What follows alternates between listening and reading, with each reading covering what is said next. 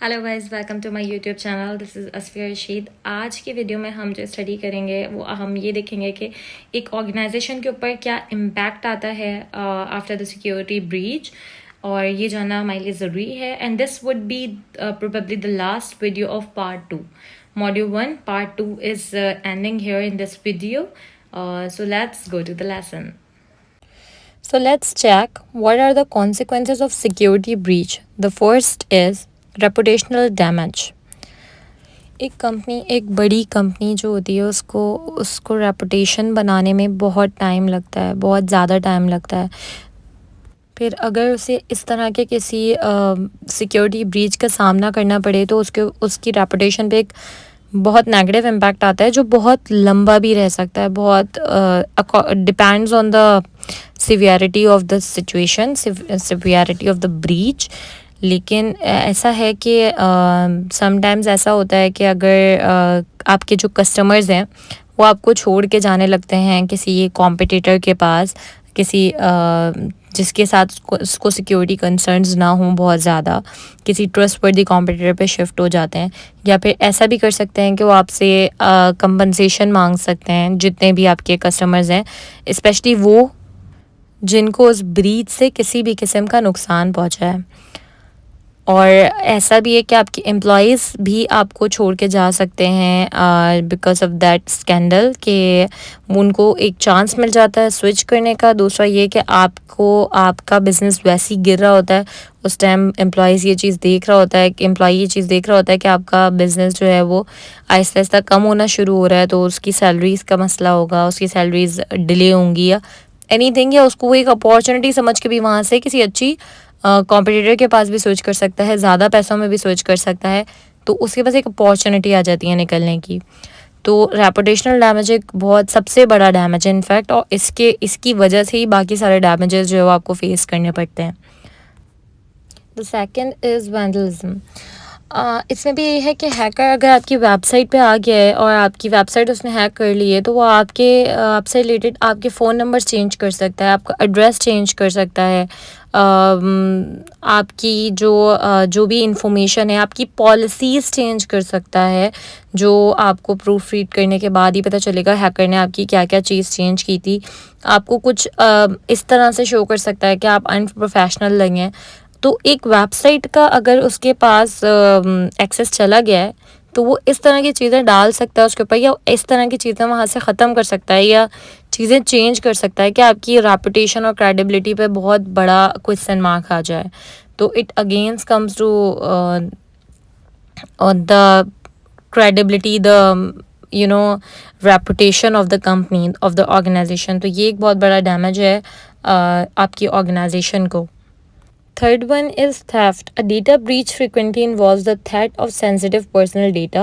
Cybercriminals can make this information public or use it to steal money or identify. अब यहाँ पे ये है कि साइबर क्रिमिनल्स के पास क्योंकि कस्टमर्स का बहुत सारा डेटा जा चुका होता है ऑलरेडी, तो वो इतनी सेंसिटिव इन्फॉर्मेशन होती है जिसके थ्रू आपको कॉल कर सकते हैं, या वो ये भी कर सकते हैं अगर एक इंश्योरेंस कंपनी का लेट्स सपोज डेटा लीक हुआ है, तो जब इतनी बड़ी कंपनी का डेटा लीक होता है तो आपको पता है उसके पास कस्टमर्स की कितनी इन्फॉर्मेशन होगी, उसके पास उसके NICs नंबर्स होंगे, आइडेंटिटी नंबर होंगे, इंश्योरेंस नंबर्स होंगे। तो यहाँ पे जो है क्लाइंट, जैसे हमने पहले की वीडियोस में देखा था कि किस तरह से मेडिकल थीफ होता है, काफ़ी सारी तरीक़ों से आइडेंटिफाई आपकी आइडेंटिफिकेशन शो करके और साइबर क्रिमिनल्स अपना फ़ायदा उठा सकते हैं। तो यहाँ पे भी वो यही बता रहे हैं कि साइबर क्रिमिनल्स इस इंफॉर्मेशन को या तो पब्लिक कर सकते हैं, या फिर वो आपको कॉल करके आपको फाइनेंशियली स्कैम करने की कोशिश कर सकते हैं, या दूसरे तरीक़ों से भी आपको फाइनेंशियली आपको नुकसान पहुँचाने की कोशिश कर सकते हैं, या फिर वो आपकी आइडेंटिटी पोर्ट्रे कर सकते हैं कहीं जाके आप बन के, और वो फ़ायदा उठा सकते हैं। Okay, so the next damage is loss of revenue. Loss of revenue तो हर तरह का ही होता है, क्योंकि आपको सबसे पहले तो अपना अगर आपका सिक्योरिटी ब्रीच हुआ है तो आपको सबसे पहले तो जो इन्वेस्टमेंट करनी पड़ेगी वो अपने सिक्योरिटी इंफ्रास्ट्रक्चर को और मज़ीद स्ट्रॉन्ग करनी पड़ेगी। सेकेंडली ऐसा भी हो सकता है कि आपको फ़ाइन्स भी देने पड़े, आपको पेनल्टीज़ भी देने पड़े, डिपेंड्स कि आपकी कंपनी किस चीज़ की है। अगर आप इंश्योरेंस कंपनी के हैं तो ऑब्वियसली आपके जो क्लाइंट्स हैं या कस्टमर्स हैं वो आपसे क्लेम भी कर सकते हैं, मनी भी क्लेम कर सकते हैं। थर्ड ये कि जो हैकर्स हैं वो अगर आपकी वेबसाइट डाउन कर दें और आपका ऑनलाइन बिजनेस, लाइक आप ई कॉमर्स चला रहे हैं, ई कॉमर्स बिजनेस आपका, तो आपकी कितनी दिन की जितनी सेल होती है, अगर वो 1 दिन 2 दिन भी, अगर दिन की आपकी 3 लाख की सेल है और 2 दिन उसने आपकी वेबसाइट डाउन रखी है, तो आपका 6 लाख का तो वैसे ही नुकसान हो गया। तो लॉस ऑफ रेवेन्यू बड़ा भी हो सकता है, छोटा भी हो सकता है, लेकिन लॉस ऑफ रेवेन्यू होता है। Last but not the least, damaged intellectual property. Intellectual property अगर आपको नहीं पता कि क्या है, तो आप जाइए, आप अपनी मेरी जो फर्स्ट स्टार्टिंग की वीडियोस हैं उसके अंदर मैंने ये बात बताई थी। इंटेलेक्चुअल प्रॉपर्टी ऑर्गेनाइजेशनल डेटा का एक टाइप है। एक जो ऑर्गेनाइजेशनल डेटा में जो ट्रेडिशनल डेटा होता है उसके 3 टाइप्स होती हैं, उनमें से एक है इंटेलेक्चुअल प्रॉपर्टी भी डैमेज हो सकती है, यानी कि आपके आगे के जो कॉन्फिडेंशियल प्लान्स हैं वो आउट हो सकते हैं, तो कॉन्फिडेंशियल डॉक्यूमेंट्स हैं वो आउट हो सकते हैं। और मैंने इस पर एक वर्ड यूज़ किया था, ट्रेड सीक्रेट, और वहाँ मैंने मैकडोनल्ड्स की रेसिपी की फ्राइज़ की रेसिपी का एक वर्ड के लिए एक वर्ड यूज़ किया था, ट्रेड सीक्रेट, तो वो भी आउट हो सकता है। और वो आउट होने का मकसद ये है कि आपकी कंपनी ख़त्म, कंपनी को बहुत बड़ा डैमेज हो सकता है, वहाँ से कंपनी को वापस लाना मुश्किल है, नामुमकिन नहीं है लेकिन बहुत मुश्किल है।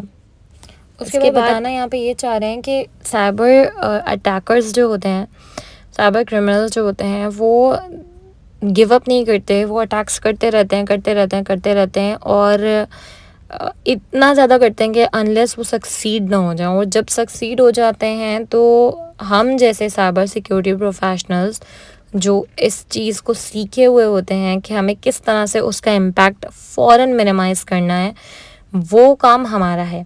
और इसीलिए हम ये कोर्स सीख रहे हैं कि हमें किस तरह से साइबर क्रिमिनल्स या साइबर अटैक्स को का इम्पैक्ट जो है वो फ़ौरन से मिनिमाइज़ करना है और किस तरह से अपने डेटा को प्रोटेक्ट रखना है। सब कुछ आप कर लें, सारे सेफगार्ड्स आप यूज़ कर लें, लेकिन फिर भी आपके पास एक खदशा होता है कि आपका जो कंटेंट है या जो आपकी इंफॉर्मेशन है वो लीक हो सकती है। साइबर अटैकर्स आपका जो वेबसाइट है उस पर अटैक कर सकते हैं और आपके डेटा तक पहुंच सकते हैं। तो और वो ऐसा कर भी लेते हैं, लेकिन हमें क्या करना है, हमने एज अ प्रोफेशनल उसका इम्पैक्ट फ़ौरन से मिनिमाइज़ करना है। Security breaches can have devastating consequences for an organization. Therefore, it is crucial to take appropriate steps and implement measures to protect against cyber attacks. इसी के साथ हमारा पार्ट 2 मॉड्यूल 1 का यहाँ पे समाप्त होता है और एक जो हमारा पार्ट 3 है उसके अंदर हम कुछ इस तरह के सिनेरियोज बिल्डअप करेंगे और उसको आंसर करेंगे, ताकि हमारी जो भी इन 2 पार्ट्स में हमें अगर कोई कन्फ्यूजन्स रह गई हों तो वहाँ पे हम ख़त्म कर सकें। इसी के साथ आज मैं आपसे इजाज़त चाहती हूँ और नेक्स्ट वीडियो में मैं आपके लिए कुछ सिनेरियोज़ लेके आऊँगी इस तरह के, कि जिनसे हमने जो चीज़ें लर्न किया हम उनको थोड़ा सा टेस्ट कर सकें और सीख सकें। और पार्ट 3 को भी इंशाल्लाह हम जल्द ख़त्म करेंगे। तब तक के लिए अल्लाह हाफ़िज़।